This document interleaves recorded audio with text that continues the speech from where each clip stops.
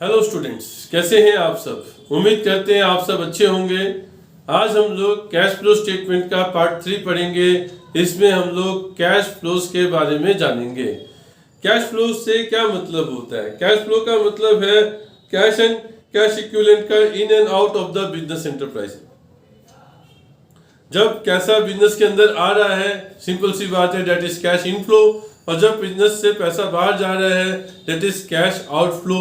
ये बिजनेस से पैसा जो आ रहा है जा रहा है, ये नॉन कैश आइटम्स की वजह से होना चाहिए, कैश एंड कैश इक्विवेलेंट की वजह से नहीं होना चाहिए। जैसे हम लोग बात करेंगे, जब कैश इनफ्लो की बात करेंगे तो हम कहेंगे रिसिप्ट्स। जब रिसिप्ट्स मिलती है नॉन कैश आइटम से, तो वो जो है आपका कैश इनफ्लो होता है। जैसे आपने सेल कर दिया गुड्स कैश में, तो सेल जब किया गुड्स कैश में, तो आपको कैश मिलेगा, दैट इज कैश इनफ्लो। आपको डेप्टर से पैसा मिला, कैश रिसिप्ट हुआ डेप्टर से, that is also cash inflow.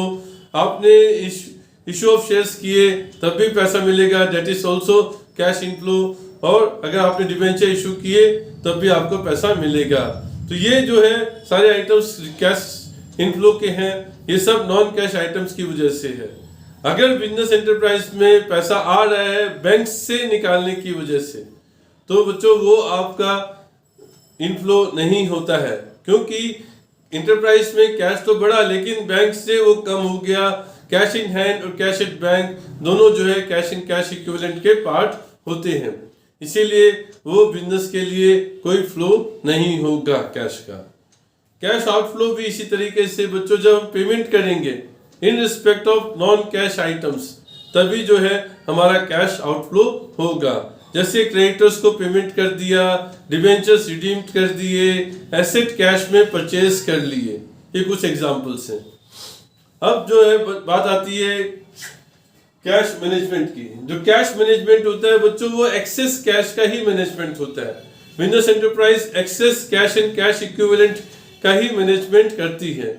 इसीलिए जब मार्केटेबल सिक्योरिटीज को परचेज किया जाता है, तो मार्केटेबल सिक्योरिटीज का परचेज कैश फ्लो स्टेटमेंट में नहीं आता है।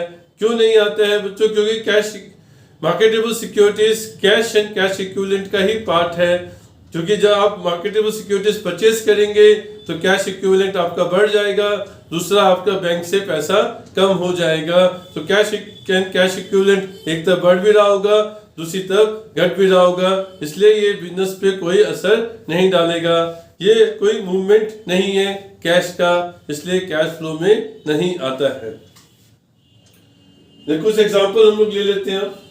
जैसे सेल ऑफ फिक्स एसेट्स, अगर एसेट बेचेंगे तो कैश इनफ्लो होगा। जितने रुपए का हमने एसेट बेचा होगा उतना हमारा कैश इनफ्लो होगा। बुक वैल्यू क्या है उससे मतलब नहीं है, जितने प्राइस का हमने एसेट सोल्ड किया उतना हमारा कैश इनफ्लो होगा। Purchase of stock in trade, बच्चों अगर आप उधार पे कोई सामान परचेज करेंगे तो कैश का मूवमेंट नहीं है, तो ना कैश इनफ्लो है ना ही कैश आउटफ्लो है। लेकिन अगर आपने कैश में परचेज किया स्टॉक, तो वो आपका कैश आउटफ्लो हो जाएगा। Cash received from debtors, debtor से पैसा मिलेगा तो वो हमारा कैश इनफ्लो है। अगर हम उधार पे सेल करते हैं तो हमारी जो है कैश इनफ्लो नहीं होता है, ना ही आउटफ्लो होता है। जब डेप्टर से पैसा मिलता है तो हमारा कैश इनफ्लो है। जब क्रेडिटर्स को पैसा पे करेंगे तब कैश आउटफ्लो हो जाएगा। कैश डिपॉजिट इनटू बैंक, बिल्कुल ये मूवमेंट है कैश एंड कैश इक्विवेलेंट का।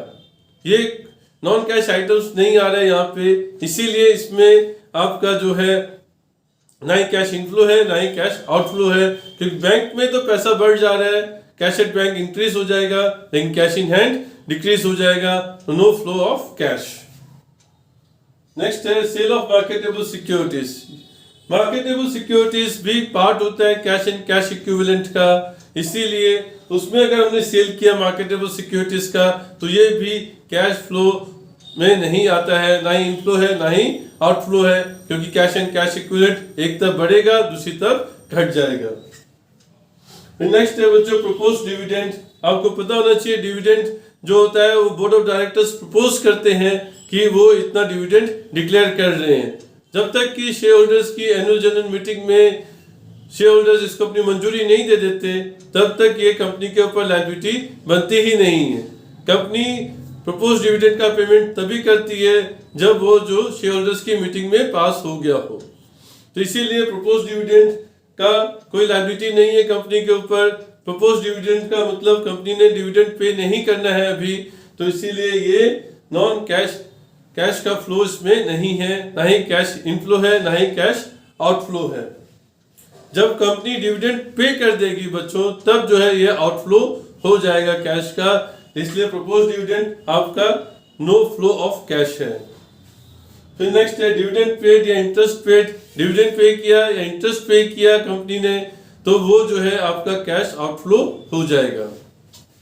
नेक्स्ट है इंटरेस्ट रिसीव्ड। रिसीव कर रहे हैं, इंटरेस्ट मिल रहा है, that is cash inflow.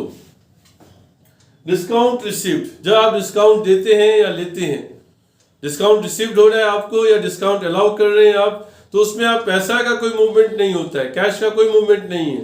Discount में कैश इन्वॉल्व नहीं होता है, ना ही कैश का लेन देन होता है। तो इसीलिए डिस्काउंट जो है वो non cash, no flow of cash है, ना ही कैश इनफ्लो है, ना ही कैश आउटफ्लो है। भले ही कैश रिसीव्ड, डिस्काउंट रिसीव्ड हो रहा हो या डिस्काउंट अलाउड हो रहा हो।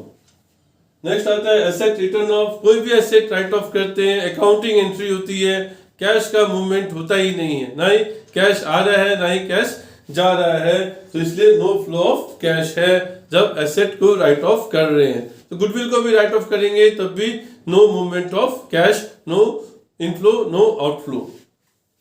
Purchase of fix assets on long term deferred payment. Long term deferred payment का मतलब होता है कुछ टाइम पीरियड आपको मिलता है जब आपने उसकी पेमेंट नहीं करनी है। आपने एसेट परचेज कर लिया आज, लेकिन हो सकता है कि 1 साल के बाद आप पेमेंट शुरू करें या 3 साल के बाद पेमेंट शुरू करें। जब तक कि हम पेमेंट स्टार्ट नहीं करते हैं उसकी, तब तक वो नो फ्लो ऑफ कैश है। जब पेमेंट शुरू हो जाएगी एसेट को खरीदने की वजह से, जब पेमेंट हम स्टार्ट कर देंगे तब हमारा कैश आउटफ्लो होने लगेगा। लेकिन तब तक जिस पीरियड में हमने पेमेंट नहीं करनी है, जो डेफर्ड पीरियड है, वहां तक जो है हमारा नो फ्लो ऑफ कैश होगा। फिर डेप्रिसिएशन है। डेप्रिसिएशन भी अकाउंटिंग एंट्री होती है, इसमें भी ना कैश का इनफ्लो होता है, ना ही कैश का आउटफ्लो होता है, ना पैसे का कोई लेन देन नहीं होता है। इसलिए डेप्रिसिएशन किसी भी एसेट पे लगा हो, फिक्स एसेट्स पे, तो इसको हमने जो है नो फ्लो ऑफ कैश लेना है। Refund of tax. अब जब टैक्स का रिफंड होता है, एक्सेस टैक्स हम जब पे कर देते हैं गवर्नमेंट को, तो गवर्नमेंट हमें वो टैक्स का रिफंड करती है। जब हमें टैक्स का रिफंड हो जाता है तो हमें रिसिप्ट हो रहा है कैश, तो हमारा कैश इनफ्लो है। Provision for tax. हर साल जो है कंपनी एक एस्टिमेट करती है कि उसको प्रॉफिट इतना होगा, उस प्रॉफिट पे वो कुछ टैक्स का प्रोविजन बनाती है। अब ये प्रोविजन फॉर टैक्स तो कंपनी ने प्रोविजन क्रिएट किया हुआ है, इसमें कोई पैसे का लेन देन नहीं है, ना ही कैश आउटफ्लो हो रहा है, ना ही कैश इनफ्लो हो रहा है। इसलिए provision for tax no flow of cash है। जब टैक्स पे कर देगी कंपनी, तब जो है वो कैश आउटफ्लो हो जाएगा। उम्मीद करता हूं स्टूडेंट्स आपको ये समझ में आया होगा। Thank you very much.